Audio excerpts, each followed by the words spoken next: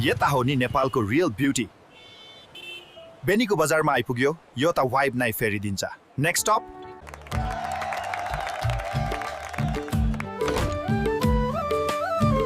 कस्तो छ त यहाँको स्पेशल फास्ट फुड?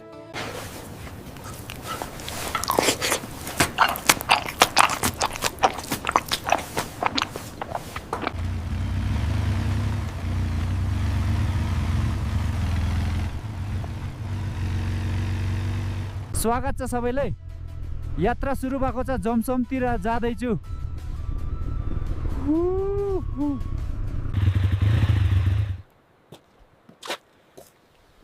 अब अलि माथि मात्र जान्छु भगवानको दर्शन गर्न।